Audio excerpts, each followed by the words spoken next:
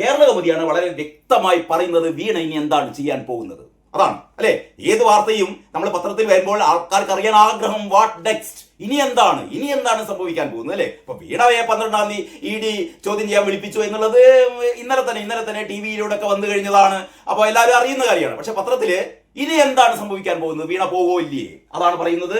ചോദ്യം ചെയ്യൽ സംബന്ധിച്ച് വീണ വിജയനും CMRL-ഉം എടുക്കുന്ന നിലപാട് നിർണായകമാകും. സമൻസ് ലഭിച്ചു എങ്കിലും വ്യക്തമായ കാരണങ്ങൾ രേഖാമൂലമോ അഭിഭാഷകൻ വഴിയോ അറിയിച്ച് ഹാജരാകൽ നീട്ടിവെപ്പിക്കാം. നമ്മളെ മറ്റേ കയറുപിരി ശാസ്ത്രജ്ഞൻ ഉണ്ടല്ലോ ഇവിടെ ആലപ്പുഴയിലുള്ള ഐസക് പണ്ട് ED ഇങ്ങനെ ഈ സമൻസ് ഒക്കെ അയച്ചിട്ട് മൂപ്പര് മൈൻഡ് ചെയ്യില്ല. മൂപ്പര് പണിയൊക്കെ പറയും. കാരണം നിയമ സംവിധാനത്തോട് പുച്ഛം. എന്നെ പിടിക്കാൻ ED ആയിട്ടില്ല എന്നാണ് പറയുന്നത്. എന്നെ പിടിക്കാൻ ED ആയിട്ടില്ല. അയാളാണ് നമ്മുടെ സംസ്ഥാനത്തെ ഇത്രയും കടക്കണിയിലാക്കിയ അതിനീചനായ അല്ലെ, അതിന്റെ അങ്ങനെപ്പോലെ വാക്കില്ല. അത് വേറൊരു കാര്യം, ഞാൻ അതിലേക്ക് കിടക്കുന്നില്ല. അപ്പൊ ഏതായാലും മൂന്ന് തവണ വരെ ഇങ്ങനെ ചെയ്യാം. എങ്ങനെ ചെയ്യാം? സമൻസ് ലഭിച്ചു എങ്കിലും വ്യക്തമായ കാരണങ്ങൾ രേഖാമൂലമോ അഭിഭാഷകൻ വഴിയോ അറിയിച്ച് ഹാജരാകൽ നീട്ടിവെക്കാം. എത്ര പ്രാവശ്യം വരെ? 3 തവണ വരെ ഇങ്ങനെ ചെയ്യാം. 3 സമൻസിലും ഹാജരായില്ല എങ്കിൽ വ്യക്തി ഉള്ളിടത്തെത്തി ചോദ്യം ചെയ്യാൻ EDക്ക് അധികാരമുണ്ട്. അപ്പൊ ED പിന്നാലെ വന്ന് പിടിക്കും. കസ്റ്റഡിയിൽ എടുത്തും ചോദ്യം ചെയ്യാം. അപ്പോഴാണ് ചിലപ്പം അറസ്റ്റ് ചെയ്ത് കൊണ്ടുപോവുക. അറസ്റ്റ് തടയണമെന്നോ മുൻകൂർ ജാമ്യം അനുവദിക്കണമെന്നോ ആവശ്യപ്പെട്ട് കോടതിയെ സമീപിക്കാനും വീണക്ക് കഴിയുമെന്ന് നിയമവൃത്തങ്ങൾ പറഞ്ഞു. അപ്പം വീണക്ക് മുൻകൂർ ഈ അറസ്റ്റ് തടയാൻ വേണ്ടിയിട്ട് മുൻകൂർ ജാമ്യം എടുക്കാം. കള്ളപ്പണം വെളുപ്പിക്കൽ നിരോധന നിയമത്തിലെ കർശന വ്യവസ്ഥകൾ മൂലം മുൻകൂർ ജാമ്യം ലഭിക്കുക അത്രയൊന്നും എളുപ്പമല്ല. വീണ മനസ്സിലാക്കണം. എക്സാലോജിക് ഇടപാടിലെ അന്വേഷണം തടയണമെന്ന ആവശ്യം ഹൈക്കോടതി ഡിവിഷൻ ബെഞ്ചും തള്ളിയതിനെതിരെ സുപ്രീം കോടതിയെ സമീപിച്ച് സ്റ്റേ നേടാൻ CMRL-ന് കഴിയും. CMRL അതിന് നോക്കുന്നുണ്ട്. EDയുടെ നടപടി സുപ്രീം കോടതി സ്റ്റേ ചെയ്താൽ ചോദ്യം ചെയ്യൽ താൽക്കാലികമായി ഒഴിവാക്കാനാവും. അപ്പൊ EDയുടെ നടപടി സുപ്രീം കോടതി സ്റ്റേ ചെയ്താൽ വീണക്ക് തൽക്കാലത്തേക്ക്, വീണക്ക് മാത്രമല്ല വീണക്കും കാരണഭൂതത്തിലും തൽക്കാലത്തേക്ക് രക്ഷപ്പെടാൻ കഴിയും. നമുക്കിനി മനോരമ നോക്കാം. മനോരമ മെയിൻ സ്റ്റോറിയാണ്. എക്സാലോജി കേസ് അടുത്ത ഘട്ടത്തിലേക്ക്. വീണക്ക് സമൻസ് തീയതി ജൂൺ 12, സ്ഥലം ED കൊച്ചി ഓഫീസ്. ശശിധരൻ കർത്താടക്കം CMRL-ലെ 6 പേരെ കൂടി വിളിപ്പിച്ചു. വിവിധ ദിവസങ്ങളിലായി EDയുടെ ചോദ്യം ചെയ്യൽ. ഒരു കാർട്ടൂൺ ഉണ്ട്, ബൈജുവിന്റെ കാർട്ടൂണാണ്. ഇത്തവണ കട്ട സപ്പോർട്ട് ഇല്ല എന്നാണ് പറയുന്നത്. ഇത്തവണ കട്ട ഇറക്കുന്നില്ല എന്നാണ് 3 ആൾക്കാർ പറയുന്നത്. ഏത് 3 ആൾക്കാരാണ്? അപ്പം ഗോവിന്ദനും ജോൺ ബ്രിട്ടാസും പിന്നെ നമ്മുടെ KK ശൈലജയും പറഞ്ഞിട്ടുണ്ട് കേട്ടോ. KK ശൈലജ എന്താ പറയാ അറിയോ? മകൾക്ക് ലഭിച്ച ED സമൻസിനെ പ്രതിപക്ഷ നേതാവ് പിണറായി വിജയനുമായി ബന്ധപ്പെടുത്തേണ്ട കാര്യമില്ല. അങ്ങനെയാണ് ശൈലജയെ. നേരത്തെ ഞാൻ പറഞ്ഞ പോലെ തന്നെ ഇത് പിണറായിയായിട്ട് കൂട്ടി ബന്ധപ്പെടുത്തേണ്ടതല്ല. നിങ്ങൾക്ക് എങ്ങനെ പറയാൻ പറ്റുന്നത്? ശൈലജയ്ക്ക് എങ്ങനെ പറയാൻ പറ്റുക? പിണറായി വിജയനുമായി കൂട്ടിക്കെട്ടണ്ടേ? ശൈലജന്റെ മോക്ക് ഈ പറയുന്ന കറുത്ത പൈസ കൊടുക്കൂല്ലല്ലോ. പിണറായിന്റെ മോക്കല്ലേ കൊടുത്തത്. ഇനി ഇപ്പോഴാണ് കൊടുക്കൂല. അന്ന് ഇയാൾ മുഖ്യമന്ത്രി ആയതുകൊണ്ട് കരിമണൽ കർത്തായുടെ കമ്പനി നടത്തണമെങ്കിൽ പിണറായിയുടെ ഒരു NOC വേണം. അതിന് വേണ്ടിയിട്ട് കൊടുത്തു. അത് ഇനിയിപ്പൊ എന്തിനാ ശൈലജ പിണറായിനെ പേടിക്കണ് അല്ലേ? എന്തിനാ പേടിക്കണ്? പിറക്കാതെ പോയ മോൻ പറഞ്ഞു പറയോ? ഞങ്ങളിവിടെ ആ 3 സ്ത്രീകൾ ഇപ്പൊ എന്താ ചെയ്യുന്നത് എനിക്ക് അറിയില്ല കേട്ടോ. അതായത് ശൈലജ പണ്ട് പറഞ്ഞതാണല്ലോ, ഏതോ ഒരു 3 സ്ത്രീകൾ അവര് ജീവിക്കുന്നത് എന്തുകൊണ്ടാണെന്ന് വെച്ചാൽ ഞങ്ങളെ സംരക്ഷിക്കാൻ പിറക്കാതെ പോയൊരു മോനുണ്ടല്ലോ എന്ന് 3 സ്ത്രീകൾ പറഞ്ഞിരുന്നു അത്ര. ആ 3 സ്ത്രീകൾ എവിടെയാണ് ശൈലജ? എവിടെയാ? കള്ളത്തരം പറയുന്നതിന് ഒരു ലിമിറ്റൊക്കെ വേണ്ടേ അല്ലേ? ഏതായാലും ശൈലജ പറഞ്ഞതാണ്, സമൻസ് വരട്ടെ, അതിന്റെ രേഖകളൊക്കെ അവർ ഹാജരാക്കും. വീണക്ക് എന്ത് രേഖയാണ്? മറ്റേ ശങ്കരാടി കാണിച്ചു കൊടുത്ത മാതിരി ഈ രേഖ വീണ ഹാജരാക്കും. അന്വേഷണം തെറ്റായി പോയെന്ന് അന്വേഷണ ഏജൻസിക്ക് പറയട്ടോ. മറ്റേ KK ശൈലജ ഇപ്പം തന്നെ വിധി പ്രഖ്യാപിച്ചിട്ടുണ്ട്. അതായത് എന്താ പറയുന്നത് അറിയോ? അന്വേഷണം തെറ്റായി പോയി എന്ന് അന്വേഷണ ഏജൻസിക്ക് പറയേണ്ടി വരും, EDക്ക് പറയേണ്ടി വരും. ഞങ്ങളുടെ അന്വേഷണമൊക്കെ തെറ്റായി പോയി. വീണമോള് ഒരു കുറ്റവും ചെയ്തിട്ടില്ല. ഈ 2.78 കോടി എന്ന് പറഞ്ഞാൽ അതിനെന്തെങ്കിലും കാരണം കാണിക്കട്ടെ.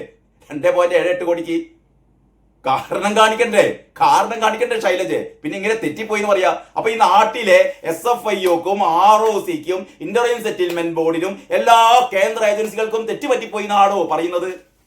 ഇനിയും ഇങ്ങനെ ആസനം കഴുകിയിരിക്കണോ ശൈലജയെ? ഉളുപ്പുണ്ടോ? രാവിലെ തന്നെ ഇങ്ങനെ വന്നിട്ട് ഇമാതിരി. ഈ ജോൺ ബ്രിട്ടാസ് പറഞ്ഞതിൽ കൊടുത്തിട്ടുണ്ട്, നിയമത്തിന്റെ വഴിക്ക് പോകട്ടെ, വീണയുടെ എല്ലാ പണമിടപാടുകളും ബാങ്ക് വഴിയാണ്. എല്ലാ പണമിടപാടുകളും ബാങ്ക് വഴിയാണ്. ഇവനെ കണ്ടല്ലോ, ഇവനൊക്കെ ഞാൻ പറയുന്നില്ല. നിലവിലെ മന്ത്രിയുടെ പണമിടപാട് നോക്കുമ്പോൾ വീണയുടെ കേസ്, അതിന്റെ കൂടെ മൂപ്പര് പറയുന്നത് നിലവിലെ മന്ത്രിമാരുടെ പണമിടപാട് നോക്കുമ്പോൾ, നിലവിലെ മന്ത്രിമാരാരാണ്? രമേശ് ചെന്നിത്തലയും PK കുഞ്ഞാലിക്കുട്ടിയുടെയും പണമിടപാട് നോക്കുമ്പോൾ വീണയുടെ കേസ് എത്രയോ ചെറുതാണ്. അപ്പൊ ഇവരെ മാതിരി വീണയും മാതിരി തോന്നിയാസൊക്കെ ചെയ്തിട്ടുണ്ടെന്നാണ് പറയുന്നത്. പക്ഷെ ഇത് ചെറിയതാണ്. വീണയുടേത് ചെറിയത്. വെൽറ്റ് നടത്തിയത് RCയും PKയുമാണ് എന്നാണ് ഇയാൾ പറഞ്ഞു വെക്കുന്നത്. അതിന്റെ ഒരു ഗൂഢാലോചനയുണ്ട്. ഞാൻ കഴിഞ്ഞ ദിവസം ഒരു വീഡിയോ ചെയ്തിരുന്നു. ഇയാൾ പറയാതെ പറയുന്നത് എന്താണെന്നറിയോ?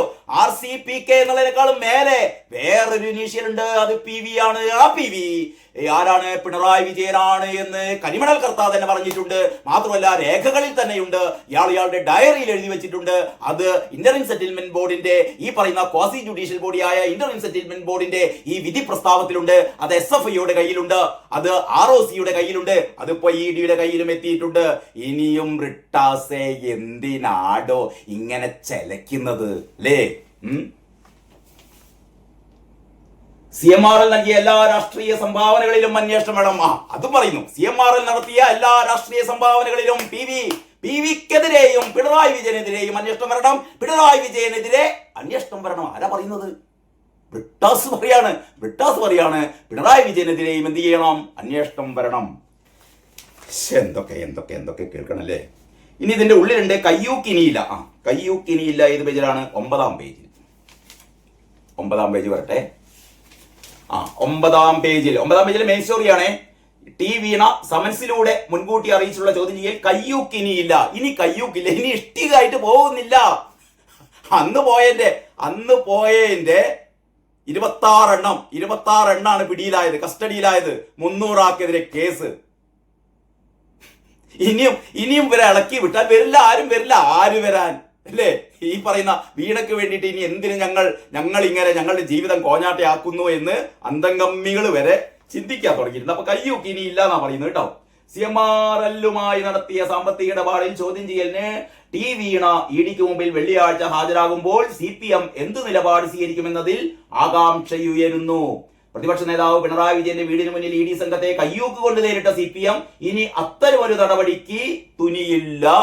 അതിന് ആളെ കിട്ടൂല. ഇനി അങ്ങനെ വല്ല തടയുണ്ടെങ്കിൽ ആര് വരട്ടെ? വീണന്റെ സഹോദരനുണ്ടല്ലോ, മൂപ്പരെ എടുത്തട്ടെ, അല്ലെ കമലയും പോട്ടെ. കമലയും ഈ വീണന്റെ ആങ്ങളെയും ഈ പറയുന്ന കാരണഭൂതൊക്കെ പോയിക്കോട്ടെ. ഈ റിയാസിനെയും വിളിച്ചോ, റിയാസിനെയൊക്കെ വിളിച്ചിട്ട് അവിടെ പോയി ഇങ്ങോട്ട് തടയട്ടെ, ഇഷ്ടിക എറിയട്ടെ. അല്ലാതെ ഈ പാവ അന്തംഗമ്മകളെ കൊണ്ട് ഇഷ്ടിക എറിയിപ്പിക്കണോ കാരണഭൂതമേ? EDയെ നേരിടാൻ കല്ല്, ഇഷ്ടിക, വടി, മുട്ട തുടങ്ങിയവ കൊണ്ട് തെരുവിലിറങ്ങിയ പ്രവർത്തകർക്കെതിരെ വധശ്രമം അടക്കമുള്ള ജാമ്യമില്ലാ വകുപ്പുകളാണ് പോലീസ് ചുമത്തിയിരിക്കുന്നത്. കണ്ടാൽ അറിയാവുന്ന 300 പേർ പ്രതിപട്ടികയിലുള്ള കേസിൽ ഇതുവരെ 26 പേർ അറസ്റ്റിലായി. ED കൂടി കക്ഷി ചേരാനിരിക്കുകയാണ്. ED ആവശ്യപ്പെടുന്നു CBI വരണം. CBI കൂടി വന്നു കഴിഞ്ഞാൽ ഇതിന് ഗൂഢാലോചന നടത്തിയ, അതായത് ഈ പിള്ളേരെ കൊണ്ട് ഇഷ്ടിക എറിയിപ്പിച്ചത് ആര് പറഞ്ഞിട്ടാണ് എന്ന് ചോദിച്ചാൽ, ഈ പിള്ളേര് അത്യാവശ്യം നല്ല രീതിയിൽ ചോദ്യം ചെയ്താൽ പിള്ളേര് പറയും അത് അപ്പം ഗോവിന്ദൻ പറഞ്ഞിട്ടാണ്, ബ്രിട്ടാസ് പറഞ്ഞിട്ടാണ്, ശിവൻകുട്ടി പറഞ്ഞിട്ടാണ്, വിജോയ് പറഞ്ഞിട്ടാണ്, കാരണഭൂതം പറഞ്ഞിട്ടാണ് എന്ന് പറഞ്ഞാൽ, കാരണഭൂതം അവസാനം പറഞ്ഞിട്ടുണ്ടല്ലോ, നമുക്ക് ഒരുമിച്ച് ഇറങ്ങുകയല്ലേ. മരുവൻ പറഞ്ഞിട്ടുണ്ടല്ലോ അവസാന ശ്വാസം വരെ നിങ്ങൾ എന്ത് ചെയ്യണം? ഇഷ്ടിക എറിയണം. അവസാന ശ്വാസം വരെ മുട്ടെറിയണം എന്നൊക്കെ ആര് പറഞ്ഞിട്ടുണ്ട്? മരുവനും പറഞ്ഞിട്ടുണ്ട്. ഫുൾ തമാശയാണല്ലേ.